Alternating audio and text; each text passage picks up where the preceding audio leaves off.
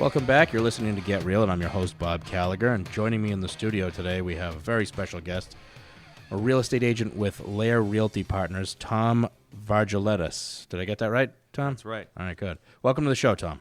Thanks, Bob. So we asked you to come in today and talk about, a lot of things, frankly. Why don't we start with your new book that's going to be coming out later this summer, your first year in real estate. Why don't you tell us, what experiences led to you deciding to write a book, and give us a little bit of info on what the book is about. Sure.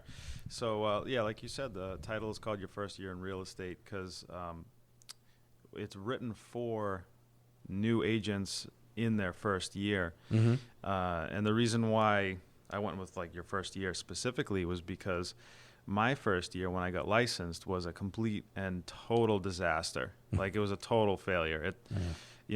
Production-wise, I did okay. Mm-hmm. From the time that I got my license, within about 3 months, I closed about $1 million worth of real estate, Which is a great start. Yeah, it's above average for brand new people.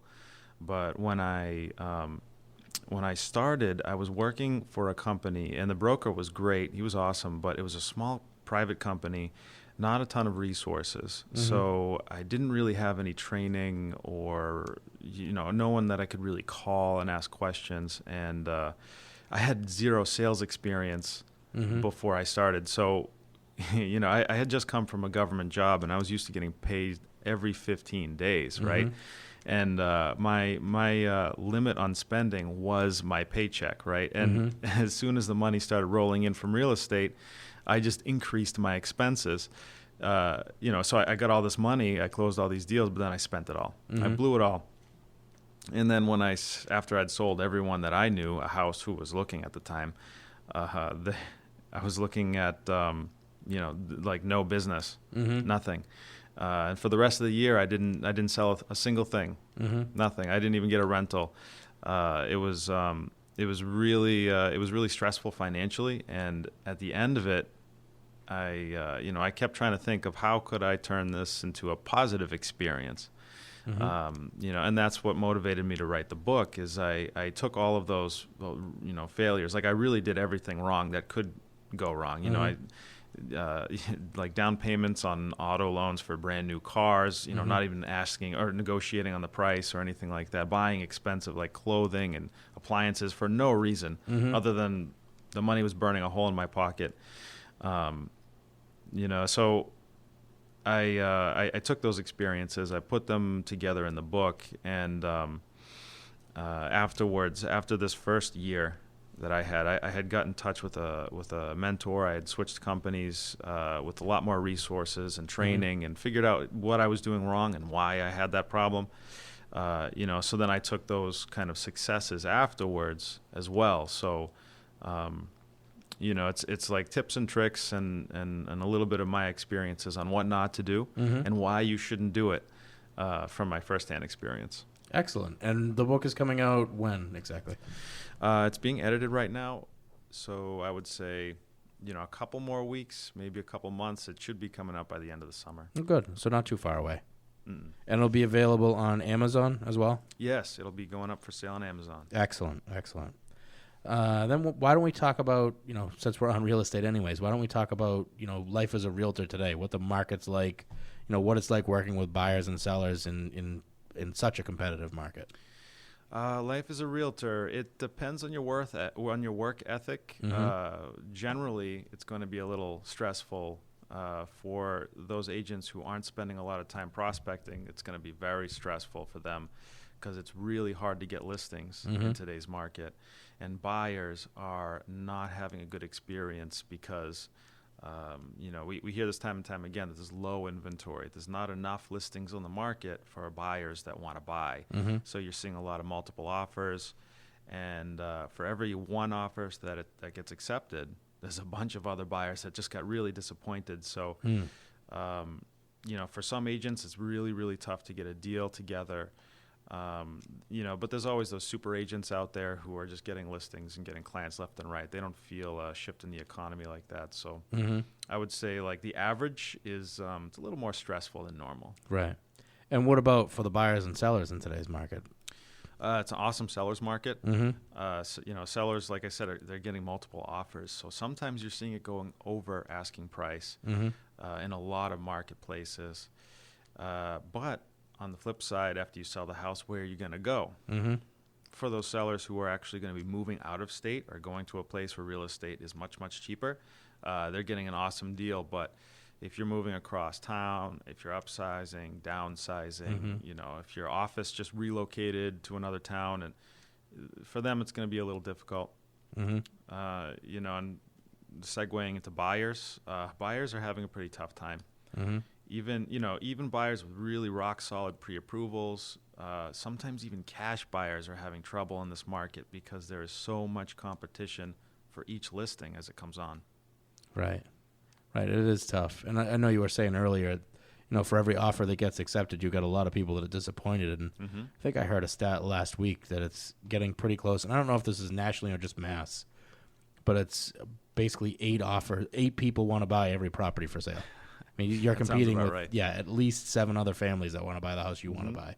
Mm-hmm. That gets awful tough. Yeah. We're seeing an upturn in the rental market, too, because of that. Mm-hmm. Yeah, we were talking before we got started today about how crazy the rents are. And it's not even like Boston anymore. I remember years ago, maybe 5 years ago, I worked with somebody that was renting a studio in Brighton for $1,400 a month, and I thought how insane that was.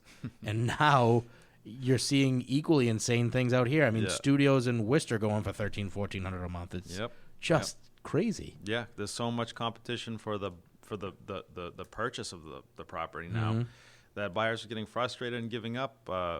Before we started, I was talking about I had a buyer client who just said, you know what, this is crazy. I'm just going to re-up on my lease. Mm-hmm. They're like, that's it. We're going to have to stay. And you said you had somebody that 2 years ago decided to stay out and then got back in recently. Yes, this was a potential buyer client. But he lived out in the Cambridge area. And he was looking at the market, and he's saying, no, prices aren't really right for us to move right now. But at that time, he could afford something, not in Cambridge, but thereabouts. And now he's completely priced out of his own market. He's looking, because now he has to move. Right. And he's looking very, very far out.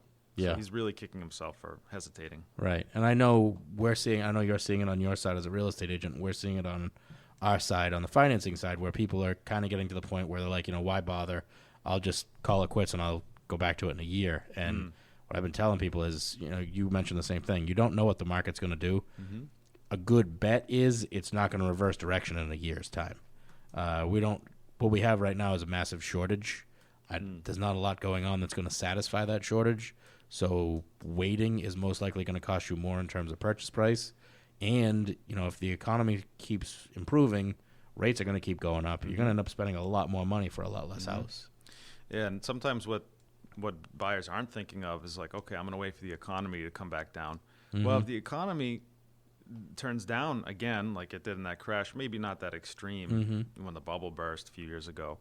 But, when the economy comes back down, it will for everyone. So will you have the same job or the same salary when that happens? Are you going to be able to really afford this property when you could do it now? Right. So a lot of reasons to buy and not give up.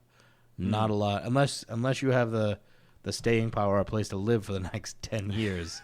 Chances are, timing a downturn is, it's next to impossible. It is impossible. Well, some very few people can see something like that coming because they're so close to, like certain industries. But usually you don't know when you've hit a peak or when you've hit a valley until after it's passed, and you're looking back and you're saying, oh, that was a low point. Right.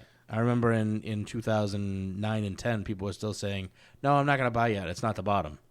And in 2011 and 12, no, it's not that time yet. I think prices are going to go lower. Then when they started skyrocketing, it's like, oh, they're going to come back down. I'm not going to buy now either. And then here we are, and now they can't afford anything. Serial renters, yeah, it's tough. Well, that's where the concept of dollar cost averaging comes into play. If you're an investor, that's a nice little lesson I try to give everyone when we have that conversation. Can you elaborate on that a little bit? Sure. Dollar cost averaging. It's an investment concept where you keep buying no matter what happens, whether the market goes up or the market goes down. You just continue to grow your portfolio, and in the long run, if you're making a smart decision buying in this case for real estate, buying a decent property, good Mm-hmm. location, you're always going to get the value out of it. Even if you overpay on this year or underpay on that year, at the end, your average value is there. It's good. Yeah, it all evens out Mm-hmm. over time. That's a good way to look at it. I want to give out your contact info to anybody that might be looking Sure. to buy or sell. Again, it's Tom Vargeletis, and it's 978-906-1076. The number again is 978-906-1076. Why don't we talk about commercial property, too? We had a brief discussion about that before we started today. All the craziness of the residential market seems to kind of be carrying over to commercial now as well. Yes. So I'm not principally or primarily a commercial agent, but I do follow the market. And it's really amazing to see how fast and how widely like commercial properties are growing and being built, and how far out they're expanding west.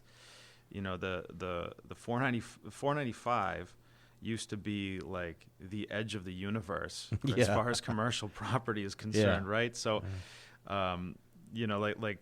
typically vacancy rates on 495 southbound side, inside the belt on the east side of the highway, you'll see like, you always see some vacancies, like there's some empty commercial spots for whatever reason, and that was just the name of the game. You couldn't lease it all.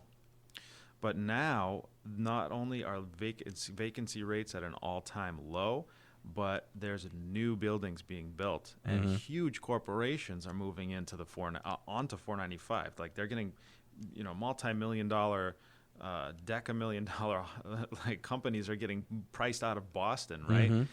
And all that activity and all that money is kind of spilling over the side outside of the 495 belt. So on the northbound side, on the western side of 495, you're seeing more commercial developments, lower vacancy rates, and you have people coming out as far as Worcester and Fitchburg, like huge companies doing, residential developments, building businesses, just doing their thing because they can't afford it to do it where they used to. Right. Yeah, because Boston's become hyper-competitive across the board.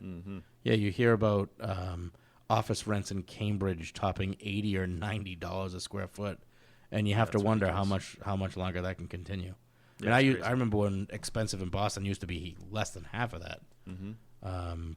And I guess that's the result is eventually people are like, well, forget it. I'm not going to spend that kind of money. I can get twice as much space for half the money 30 minutes outside the city. Why wouldn't I?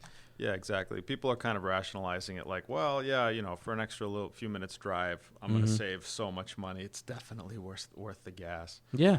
Yeah, I mean, you're cutting your bill in half, essentially. We're even seeing the same thing now. If you look at the 128 belt, like the Waltham area out to the 495 belt, again, you're looking at basically half price. Yeah. So why not? I mean, it's only. crazy. The drive from 495 to 128 is a heck of a lot better than 128 into Boston. So why not do it, right? Why don't we also talk a little bit about Layer 3D, which is a photography company that you started inside of Layer Real Estate.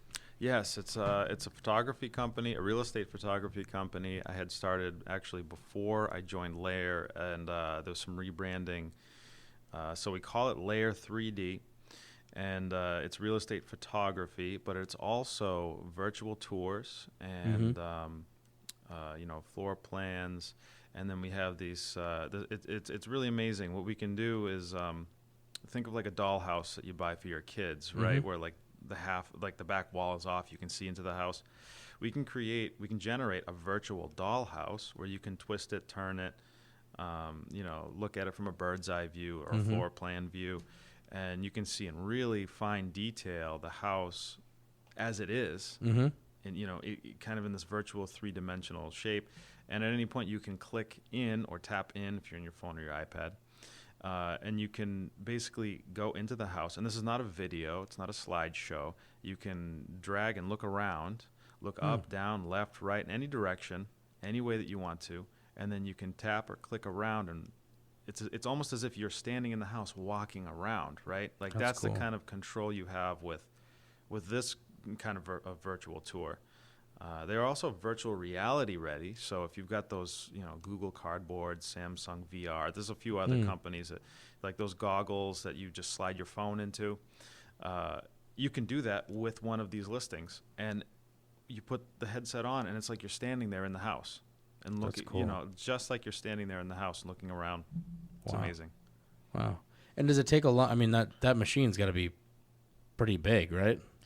Well, it fits in my trunk. I mean, relative to other cameras, yes, Yeah. it's big, but you know, it's not like a monster. It's one person can carry it around. So you don't need a forklift to get it in the house or anything. Luckily, no, no. That's good. That'd make it probably a lot more difficult to get those things done. That's really cool, and that's available to all the realtors inside of Lair Real Estate, right? Yes, Lair agents, because it's a Lair branded company. We're offering them special pricing. Mm-hmm. It's by the square foot. It's not within a range like 1,000 to 2,000 square feet. It's Mhm. not like anything like that. It's just by the square foot of the area scanned. Mhm. Lair agents are getting a really special price. Cool. For any agents outside of that, it would be 10 cents per square foot. So any agent is actually welcome to use this service. Excellent. That's excellent. And I'm going to give out your contact info again. It's Tom Vargeletis, and it's 978-906-1076. Thanks for joining us on the show today. I'm really looking forward to seeing your book coming out. Awesome. Thanks for having me. No problem. And we're going to take a quick commercial break. We'll be back with more Get Real after this.